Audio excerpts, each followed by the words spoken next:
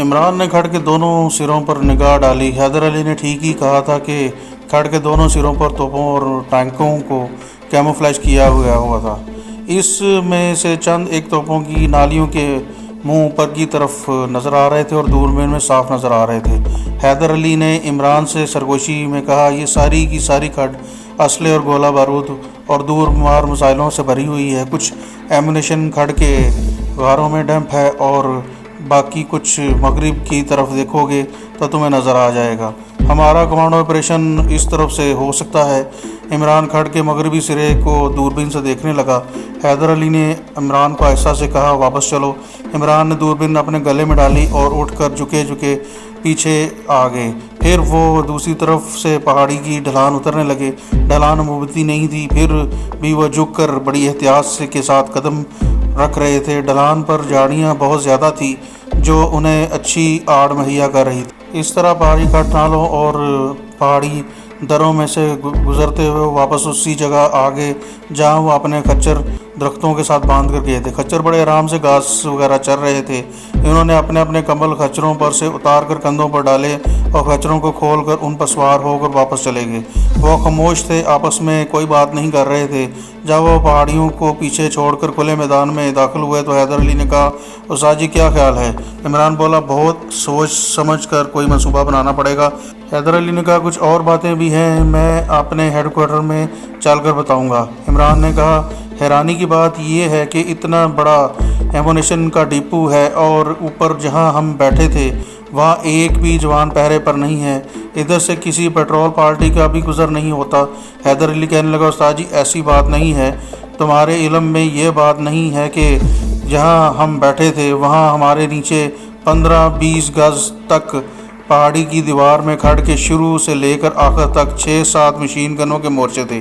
فوج کی گشتی پارٹیاں رات کو جہاں ہم بیٹھے تھے وہاں سے بھی گزرتی ہیں، مگر میں تمہیں ایسے وقت میں لے کر آیا ہوں جب وہاں گشتی پارٹی پٹرول کا کم از کم آدھے گھنٹے کا وقفہ پڑ جاتا ہے۔ یہ میں نے اس لیے ان راتوں کے مشاہداتی اور سراغ رہانی کے بعد یہ پتہ چلایا کہ اس کے علاوہ میں تمہیں ایسے راستوں سے بھی لے کر گیا تھا کہ جس طرف سے گشتی پارٹی کا صرف دن میں ایک دفعہ ہی گزر ہوتا ہے۔ جس وقت دونوں مجاہد اپنے جنگل کے خفیہ ہیڈ کوارٹر میں پہنچے تو پھو پھٹ رہی تھی۔ جیسے ہی وہ خفیہ ٹھکانے کی حدود میں داخل ہوئے، گھات لگائے ہوئے مجاہدوں میں سے ایک اسٹرین گن لے کر ان کے سامنے آ گیا۔ حیدر علی نے کوڈ ورڈ بولا تو مجاہد نے ایک طرف ہٹ گیا اور جھاڑیوں میں غائب ہو گیا۔ اسی طرح خفیہ ٹھکانے کے بالکل قریب آ کر دو مجاہدوں نے منہ سر لپیٹ کر رکھا ہوا تھا، مشین گنیں تان کر آمنے سامنے آ گئے۔ حیدر علی نے کوڈ بولنے کے بعد ان میں سے ایک کا نام لے کر کہا، لیڈر کہاں ہے؟ مجاہد نے کہا، مکان میں ہے۔ مکان سے اس کی مراد لکڑی کا بسیدہ کیبن تھا۔ انہوں نے خچروں سے اتر کر انہیں ایک درختوں کے ساتھ باندھ دیا اور کیبن کی طرف بڑھے۔ کیبن کی کھڑکی اور دروازے بند تھے۔ اوپر روشن دان میں سے لالٹین کی مدھم روشنی باہر آ رہی تھی۔ حیدر علی نے کھڑکی پر 3 بار دستک دی۔ تیسری دستک کے بعد کیبن کا دروازہ کھلا۔ سامنے لیڈر موجود تھا۔ اندر آ جاؤ۔ اندر لالٹین جل رہی تھی۔ کیبن کی فضا میں مٹی کے تیل کی بو پھیلی ہوئی تھی۔ لالٹین کی بتی نیچی تھی۔ لیڈر نے بتی اونچی کر دی اور حیدر علی سے پوچھا، راستے میں کوئی گڑبڑ وغیرہ تو نہیں ہوئی؟ ہم محفوظ راستے سے گئے تھے۔ حیدر علی نے کمبل ایک طرف ڈال کر بیٹھتے ہوئے کہا۔ عمران بھی کمبل ایک طرف رکھ کر فرش پر بچھے ہوئے نمدے پر بیٹھ گیا۔ لیڈر نے اب عمران سے سوال کیا، تمہارا کیا خیال ہے؟ عمران کہنے لگا، میں ابھی کسی نتیجے پر نہیں پہنچ سکا، صرف اتنا اندازہ لگا سکا ہوں کہ اس مشن کے لیے بڑی سوچ سمجھ کر پلاننگ کرنی پڑے گی۔ وہ تو ہے، لیڈر نے کہا، لیکن ہمیں یہ بات بھی نہیں بھولنی چاہیے کہ ہمارے پاس زیادہ وقت نہیں ہے۔ انڈین آرمی نے اتنا زبردست اور کثیر تعداد میں جنگی ساز و سامان یہاں ذخیرہ کرنے کے لیے نہیں رکھا۔ وہ بہت جلد اسے مجاہدین کشمیر کے خلاف یا پاکستان کے خلاف استعمال کریں گے۔ ہمیں جو کچھ بھی کرنا ہے جلدی ہی کرنا پڑے گا۔ حیدر علی نے کہا، عمران بھائی، میرا خیال ہے کہ اگر ہم ٹارگٹ کی طرف دونوں جائیں اور کمانڈر آپریشن شروع کر دیں تو کامیابی کے زیادہ امکانات ہیں۔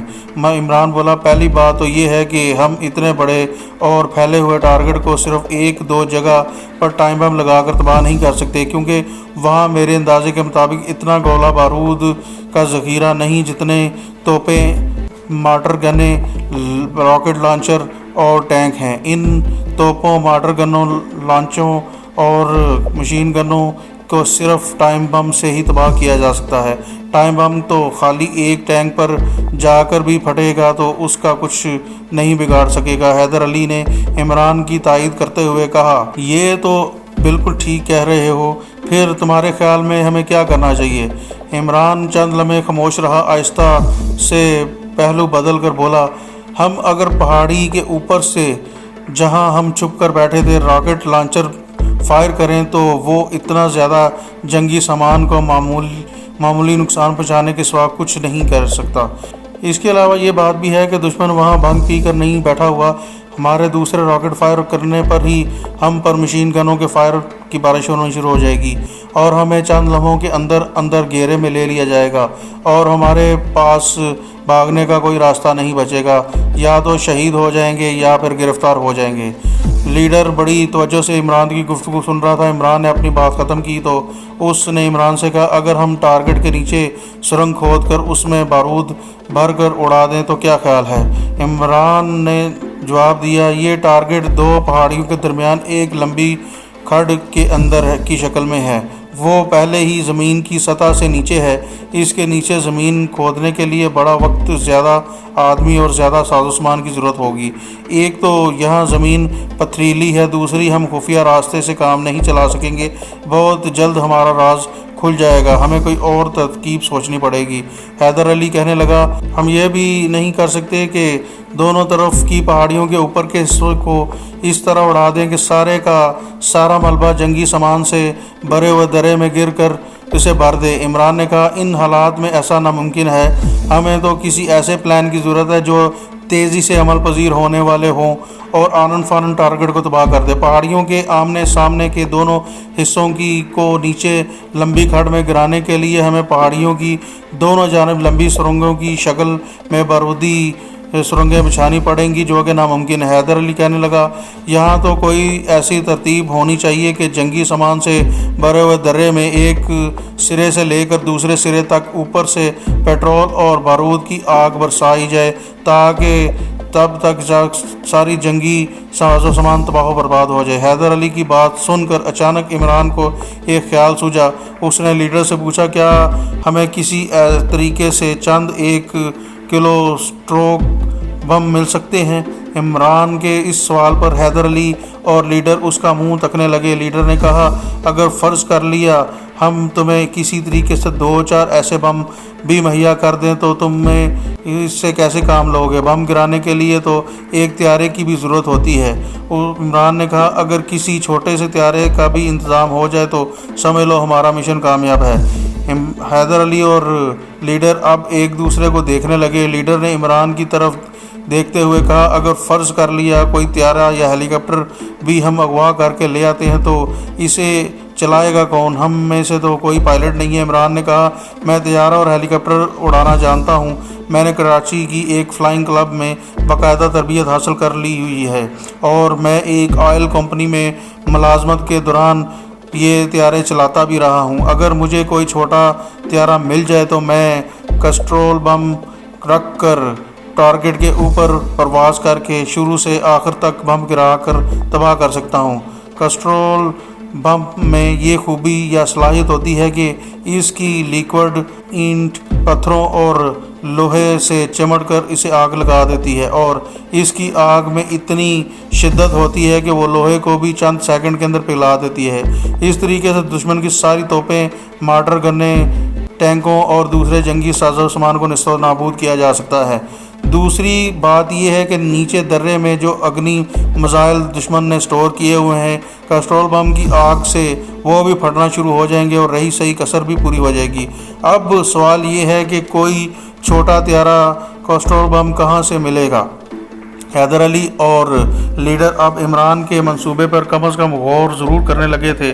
عمران نے پوچھا، جہاں تک مجھے معلوم ہے کشمیر میں سوائے سری نگر کے اور کوئی ہوائی اڈا نہیں جہاں جہاز اترتے اور چڑھتے ہوں، اور اس بات کا امکان کم ہے کہ سری نگر کے ایئر پورٹ پر کوئی چھوٹا طیارہ یا ہیلی کاپٹر موجود ہو۔ اگر کوئی فوجی مشاہداتی طیارہ یا ہیلی کاپٹر موجود بھی ہوا تو وہاں سیکیورٹی اتنی مضبوط ہوگی کہ وہاں سے اسے اغوا کر لانا بڑا مشکل ہو جائے گا۔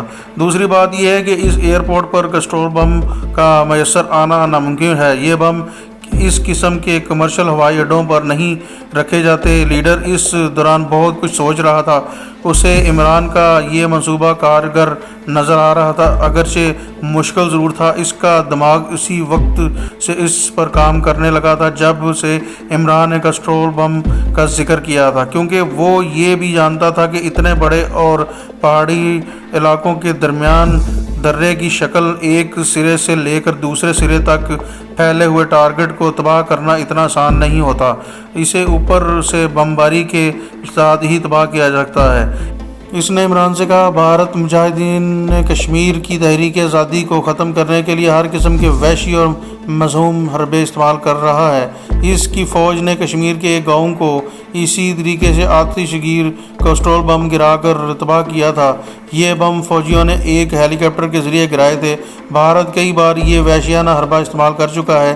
اس مقصد کے لیے بھارتی فوج نے یہاں سے کچھ دور جنوب کی پہاڑیوں میں ایک ہیلی کاپٹر پیڈ بنا رکھا ہے۔ اس ہیلی پیڈ کے ایک گودام میں کسٹرول بموں کا ایک محدود اسٹاک بھی ہر وقت موجود ہوتا ہے۔ جب تم نے کسٹرول بموں کا ذکر کیا تھا اور میں نے تمہیں کہا تھا کہ ان کا انتظام ہو سکتا ہے، تو میرے ذہن میں ہیلی پیڈ کا یہ ذخیرہ بھی آ گیا تھا۔ اس سے سوال یہ ہے کہ اگر ہم کسی نہ کسی طرح وہاں سے کسٹرول بم نکال کر لے آئیں تو ہیلی کاپٹر لاتے وقت وہاں سب کو پتہ چل جائے گا اور ہمارا اغوا شدہ ہیلی کاپٹر کو ہمارے سمیت مار گرایا جائے گا۔ اسے زبردستی نیچے اتروانے کے لیے راکٹوں سے لیس 3 ہیلی کاپٹر ہمارے پیچھے لگ جائیں گے اور ہمیں نیچے اترنے پر مجبور کر دیں گے، اور ہمارا سارا مشن شروع ہونے سے پہلے ہی ختم ہو جائے گا۔ باقی جہاں تک سری نگر کے ہوائی اڈے کا تعلق ہے، وہاں سے کسی ہیلی کاپٹر یا چھوٹے فوجی طیارے کو ہائی جیک کر کے لانا اتنا آسان نہیں۔ علاقے کی ساری فوج الرٹ ہو جائے گی اور کسی نہ کسی جگہ نیچے سے راکٹ فائر کر کے ہمیں مارا جا سکتا ہے۔ لیڈر بھی خاموش ہو گیا۔ حیدر علی اور عمران بھی سوچ میں پڑ گئے۔ اچانک حیدر علی بولا، ایک ترکیب ہو سکتی ہے۔ وہ کیا؟ لیڈر نے پوچھا۔ حیدر علی نے کہا، یہاں سے کچھ دور زعفران کے کھیتوں کا ایک بہت بڑا فارم ہاؤس ہے۔ اس فارم کا مالک ایک ہندو ہے۔ آپ کو بھی معلوم ہوگا کہ زعفران بے حد قیمتی چیز ہے۔ لالا زعفران کو ملک سے باہر یورپ اور جنوبی ایشیا کے ممالک میں برآمد کرتا ہے، جس سے اسے لاکھوں کی آمدنی ہوتی ہے۔ اس نے اپنے زعفران کے کیڑے مار دوائی اس کو ایک طیارے کے ذریعے سپرے کرتا ہے۔ طیارے سے وہ ایک خاص وقت پر زعفران کی فصل پر دوائی کا سپرے کرواتا ہے۔ اگر ہم کسی طریقے سے یہ سینا طیارہ ہائی جیک کر لیں تو ہماری مشکل آسان ہو سکتی ہے، کم از کم طیارے کا مسئلہ حل ہو سکتا ہے۔ عمران نے کہا، یہ تجویز میرے دل کو لگی۔ لیڈر بولا، لیکن ہم سینا طیارے کو لا کر چھپائیں گے کہاں؟ اب یہ تو ہو نہیں سکتا کہ ادھر سے ہم طیارہ ہائی جیک کر کے لائیں اور ادھر سے ہم اس میں کسٹرول بم لوڈ کر ٹارگٹ پر جا کر گرا دیں۔ طیارے کو لانے کے بعد اسے اتارنے کے لیے بھی کسی چھوٹے موٹے رن وے کی ضرورت ہوگی، وہ ہم کہاں سے لائیں گے؟ عمران نے کہا، یہ سب کچھ آپ مجھ پر چھوڑ دیں۔ سینا طیارہ کھیتوں میں بھی اتر جاتا ہے اور کھیتوں سے اڑایا بھی جا سکتا ہے۔ مجھے اس طیارے کا پورا تجربہ ہے۔ اب میں آپ کو ساری اسکیم بتاتا ہوں۔ ہوگا یہ کہ ہم طیارے کو جہاں سے اڑائیں گے وہاں اس میں کسٹرول بم لوڈ کریں گے۔ یہ بڑی حوصلہ افزا بات ہے کہ یہ طیارہ کسی فوجی ایئر پورٹ کی بجائے ایک عام سویلین زمیندار کے فارم میں رکھا ہوا ہے، جہاں سیکیورٹی کا اتنا زیادہ انتظام نہیں ہے۔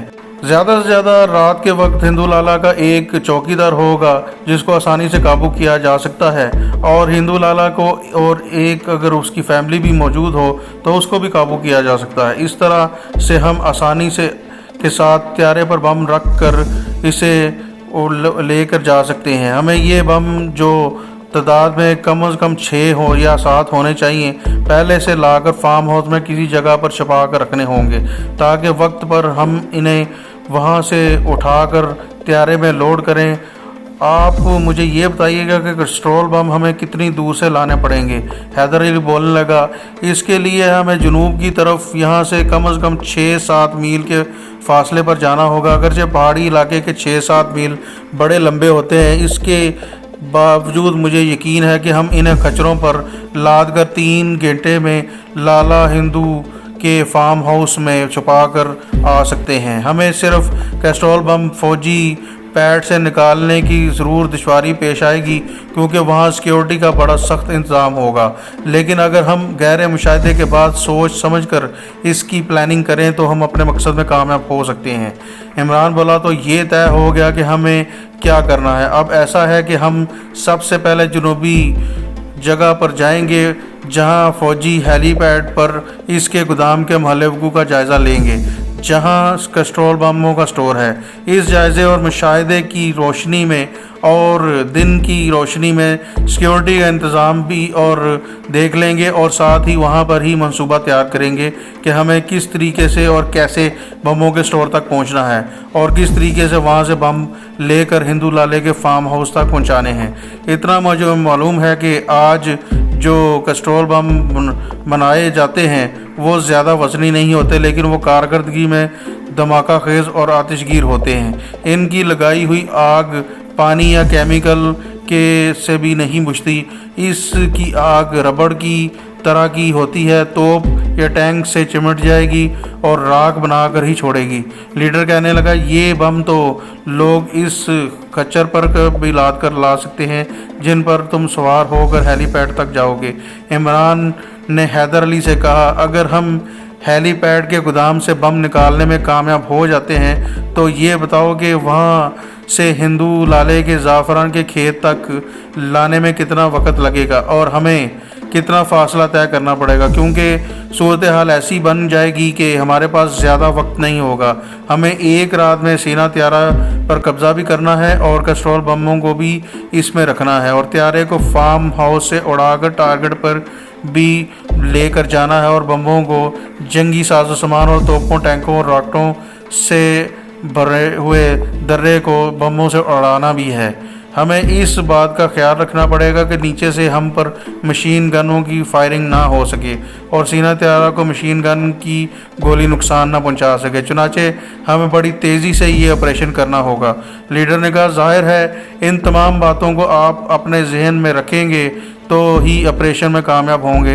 हैदर अली, तुम्हारा क्या ख्याल है, क्या एक रात में ऐसा हो सकेगा?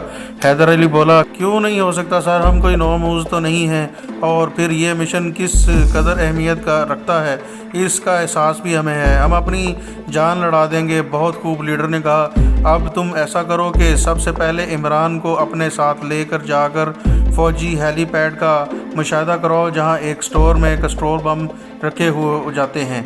इसके बाद इस हिंदू लाले का वो फार्म भी दिखाओ जहां से तुम सेना त्यारा अगवा करोगे।